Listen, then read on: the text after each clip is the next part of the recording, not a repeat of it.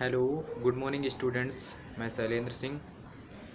जीव विज्ञान की क्लास में आपका स्वागत है। आज हम लोग जीव विज्ञान में पढ़ेंगे कि कोशिका क्या चीज़ होती है, यानी कि कोशा क्या चीज़ होती है, और इनके प्रकारों के बारे में जानेंगे और जानेंगे कि कोशिका की खोज किस साइंटिस्ट ने किस सन में और किस प्रकार से की। तो आइए जानते हैं कोशिका के बारे में। कोशिका की खोज रॉबर्ट हुक ने 1665 में की। रॉबर्ट हुक ने किस सन में की? 1665 में कोशिका की खोज रॉबर्ट हुक ने की। रॉबर्ट हुक ने कोशिका को 1665 में बोतल की कार्क, कह सकते हो कि बोतल की कार्क की एक पतली परत, बोतल की कार्क की एक पतली परत के अध्ययन के आधार पर मधुमक्खी के छत्ते जैसे कोष्ठ देखे और उसको नाम क्या दे दिया? कोशा नाम दे दिया। तो इस प्रकार से रॉबर्ट हुक ने बोतल में कार्क की परत की खोज की और उसको सेम टू सेम मधुमक्खी के छत्ते जैसे उन्होंने देखा और उसको नाम क्या दे दिया? कोशा नाम दे दिया।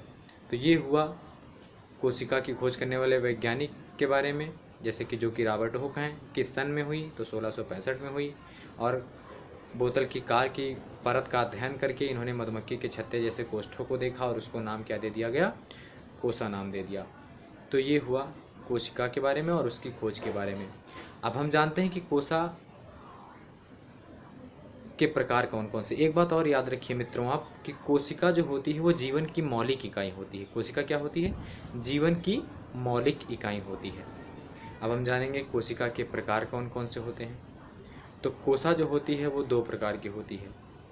अगर एक तरीके से आप कह सकते हैं कि एक कोशिका तो पादप कोशिका होती है, एक जंतु कोशिका होती है। पादप कोशिका आपकी पौधों में पाई जाती है और जंतु कोशिका आपकी जंतुओं में पाई जाती है।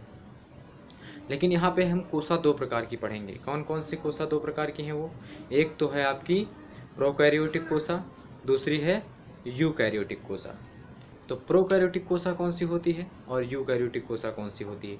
तो आइए हम लोग इसके बारे में जानेंगे कि प्रोकैरियोटिक कोशा कौन सी है और यूकैरियोटिक कोशा कौन सी है।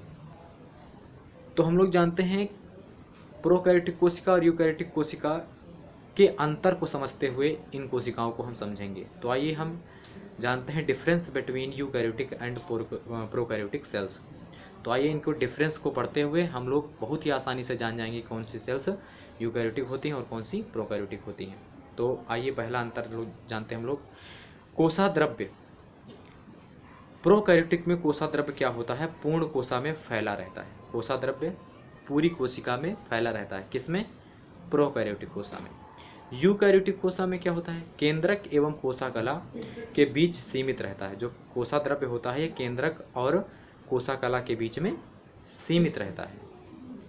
अगला जो अंतर है, केंद्रक आरंभी, प्रोकैरियोटिक की मैं बात कर रहा हूँ। प्रोकैरियोटिक में केंद्रक क्या होता है? आरंभी अविकसित केंद्रक होता है जिसे न्यूक्लियाइड कहते हैं। और क्या क्या प्रोकैरियोटिक में होता है? केंद्रक कला अनुपस्थित होती है प्रोकैरियोटिक में, और केंद्रिका अनुपस्थित होती है। डीएनए के धागे के साथ प्रोटीन नहीं जुड़ी रहती है। क्या नहीं जुड़ी रहती है? प्रोटीन नहीं जुड़ी रहती है। अब यूकैरियोटिक में बात करेंगे तो यूकैरियोटिक में केंद्रक क्या होता है? पूर्ण विकसित केंद्रक होता है।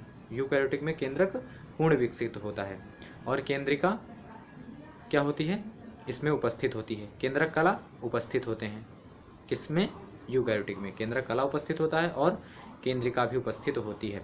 और इसमें क्या होता है कि डीएनए के बहुत से धागों के साथ प्रोटीन जुड़ी रहती है। इन्हें गुणसूत्र कहते हैं। यानी कि डीएनए के बहुत से धागे के साथ प्रोटीन जुड़ी होती है, जिन्हें हम लोग क्या कहते हैं? इन्हें हम लोग कहते हैं गुणसूत्र, यानी कि क्रोमोसोम्स कहते हैं। अगला अंतर यानी कि तीसरा, तो तीसरा अंतर प्रोकैरियोटिक में क्या है और यूकैरियोटिक प्रोकैरियोटिक में क्या है? तो प्रोकैरियोटिक की पहले बात करेंगे। गाल्जी काय। प्रोकैरियोटिक में गाल्जी काय अंतः प्रदवी जालिका, यानी कि जिसको एंडोक्राइन ग्लैंड रेटिकुलम कहते हैं, ये अंतः प्रदवी जालिका और गाल्जी काय तथा माइटोकॉन्ड्रिया ये अनुपस्थित होते हैं, यानी कि उपस्थित इसमें नहीं होते हैं। किसमें? प्रोकैरियोटिक में अनुपस्थित होते हैं ये। और यूकैरियोटिक में क्या होते हैं? ये सारी चीज़ उपस्थित होते हैं। माइटोकॉन्ड्रिया आपका पावर हाउस ऑफ सेल, कोशिका का बिजली घर है जो कोशिका को एनर्जी प्रदान करता है। ठीक है। उसके बारे में स्टूडेंट्स मैं बात करूँगा। चौथा जो अंतर है प्रोकैरियोटिक यूकैरियोटिक में, तो वो क्या है, माइटोसिस तथा मियोसिस कोशा विभाजन नहीं होता है। किसमें, प्रोकैरियोटिक में ना तो माइटोसिस होता है, ना तो समसूत्री होता है, ना तो अर्धसूत्री विभाजन होता है। इसमें कोई भी विभाजन नहीं होता है। किसमें, प्रोकैरियोटिक में। और अगर मैं यूकैरियोटिक की बात करूँ तो यूकैरियोटिक में होता है। यूकैरियोटिक में माइटोसिस और मियोसिस दोनों प्रकार का विभाजन यूकैरियोटिक में होता है। अगला जो अंतर है स्टूडेंट्स वो जानेंगे श्वसन तंत्र के बारे में, यानी कि प्रोकैरियोटिक में श्वसन तंत्र जो होता है, तो श्वसन तंत्र जीवद्रव्य कला में होता है। श्वसन तंत्र कहाँ होता है, प्रोकैरियोटिक में कहाँ पे श्वसन तंत्र होता है, जीवद्रव्य कला में होता है। और यूकैरियोटिक में कहाँ पे होता है, माइटोकॉन्ड्रिया में होता है। श्वसन यूकैरियोटिक में माइटोकॉन्ड्रिया में होता है और प्रोकैरियोटिक में श्वसन कहाँ होता है, जीवद्रव्य कला में होता है। प्रकाश संश्लेषित तंत्र, अगर मैं प्रकाश संश्लेषित तंत्र की यूकैरियोटिक प्रोकैरियोटिक में बात करूँ तो आंतरिक झिल्लियों में होता है। प्रोकैरियोटिक में प्रकाश संश्लेषित तंत्र कहाँ होता है, आंतरिक झिल्लियों में होता है। और यूकैरियोटिक में प्रकाश संश्लेषण की क्रिया कहाँ होती है, हरित लवक में होती है। ठीक है स्टूडेंट्स। और अगला पॉइंट है राइबोसोम। तो राइबोसोम जो होता है वो 70 राइबोसोम आपके दो प्रकार के होते हैं, 70S और 80S। तो जो 70S राइबोसोम होता है वो आपका प्रोकैरियोटिक में पाया जाता है और जो 80S राइबोसोम होता है वो आपका कहाँ पाया जाता है, यूकैरियोटिक में पाया जाता है। 70S राइबोसोम आपका 40 सब यूनिट्स एंड 30 सब यूनिट्स से मिलकर बना होता है और जो 80 आपका राइबोसोम होता है, 80S राइबोसोम होता है, वो आपका 60 सब यूनिट्स एंड 40 सब यूनिट्स से मिलकर बना होता है। उसके बाद अगला है कोशिका भित्ति। तो यूकैरियोटिक में कोशिका भित्ति क्या होती है, पतली होती है। यूकैरियोटिक सॉरी स्टूडेंट्स, प्रोकैरियोटिक में यानी कोशिका भित्ति प्रोकैरियोटिक में पतली होती है और यूकैरियोटिक में कोशिका भित्ति क्या होती है, मोटी होती है। कोशिका द्रव्य गति जो होती है वो प्रोकैरियोटिक में क्या होती है, स्पष्ट नहीं होती है, लेकिन यूकैरियोटिक में ये गति स्पष्ट होती है। फिर मैं बात करूँगा लिंगी जनन।